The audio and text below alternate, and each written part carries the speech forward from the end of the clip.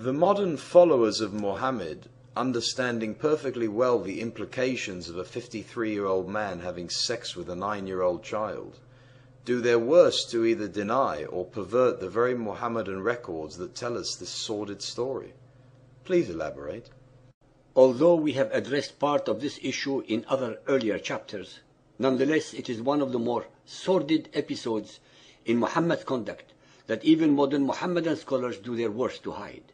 According to tradition, Muhammad married her when she was a child of 6 years of age, and he was 50 years old. So young, in fact, that she brought with her her toys.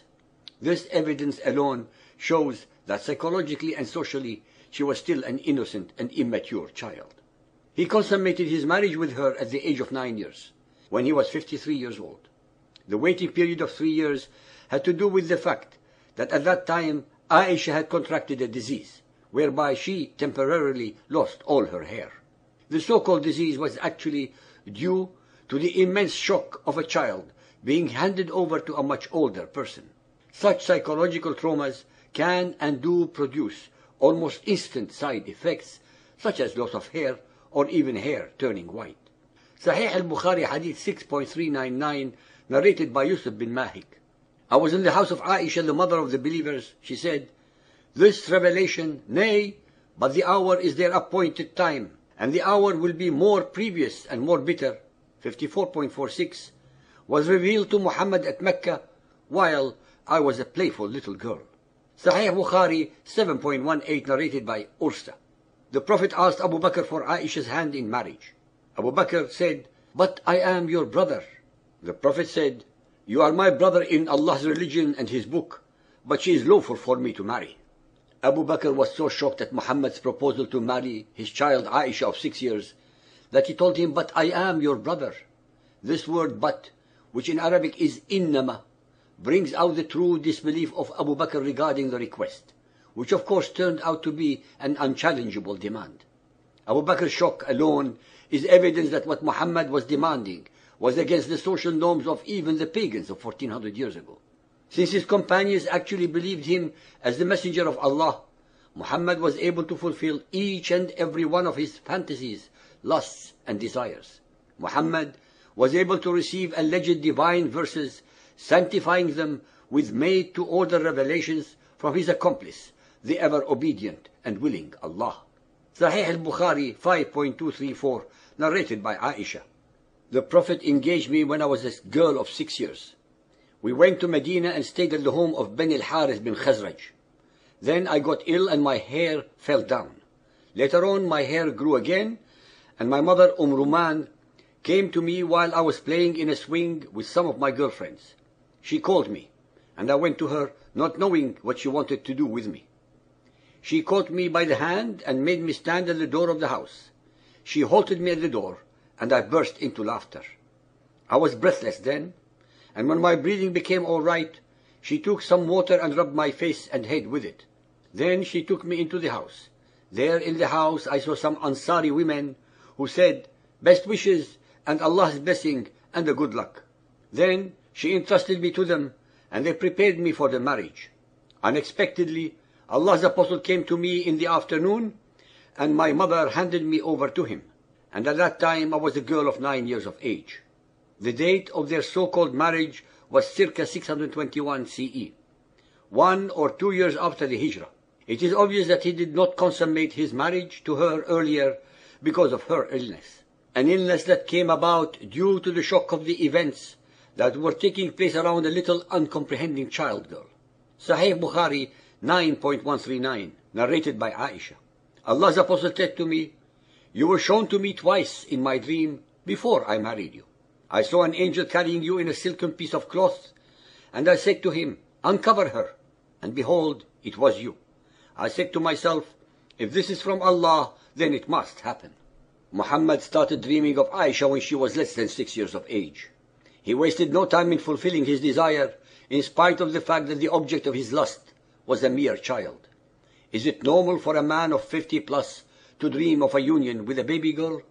As usual, Muhammad created a scene in association with the angels and Allah to justify the immoral and the unjustifiable.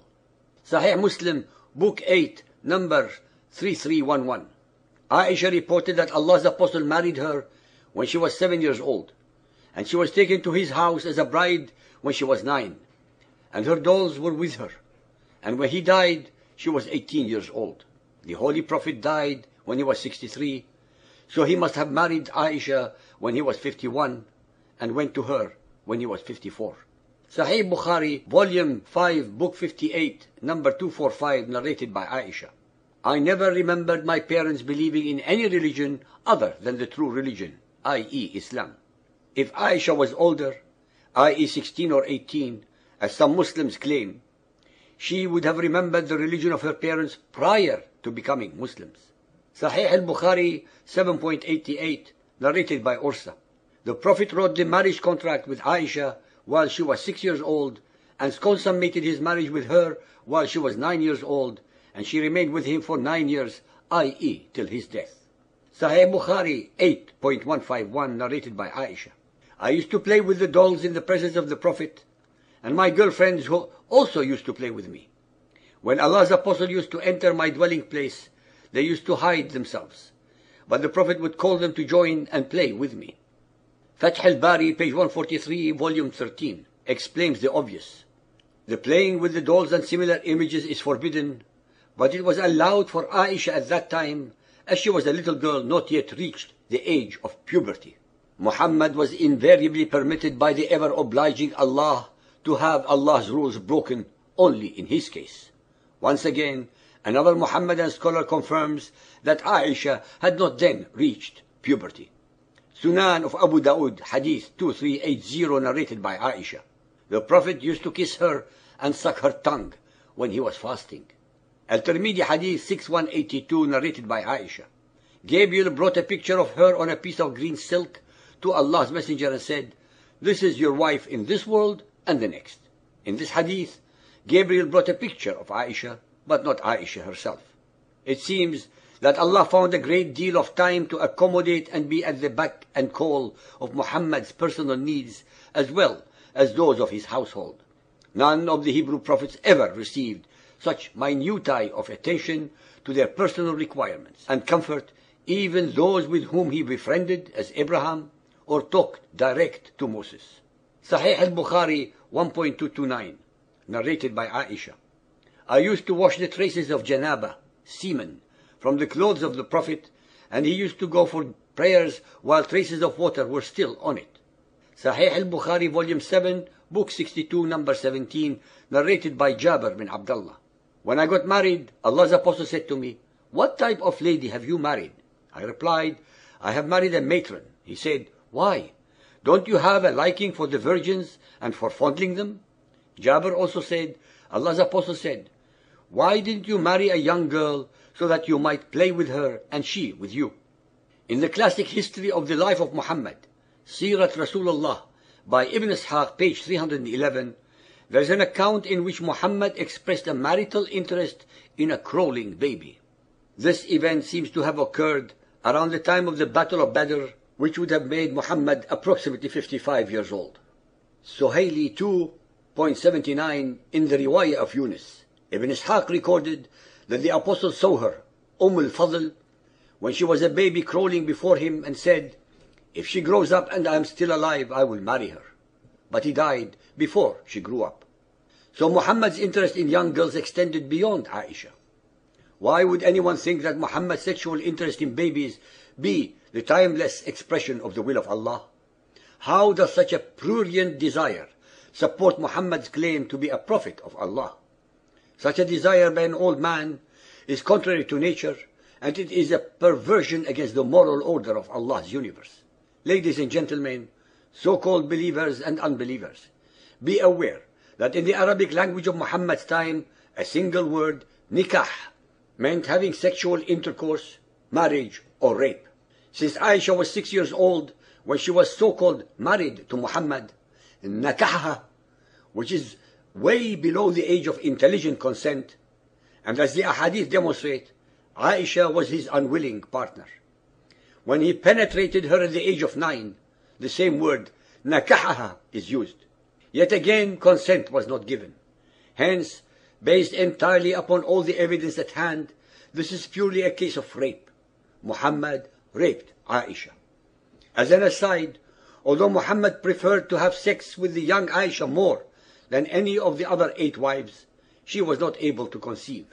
It should be pointed out that he most probably damaged her reproductive system by penetrating her at such a very early age.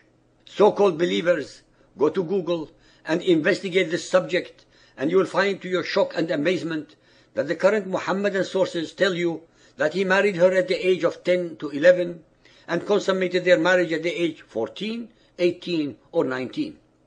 Why pervert the original hadiths and deceive the readers if it was a morally, culturally and biologically acceptable case?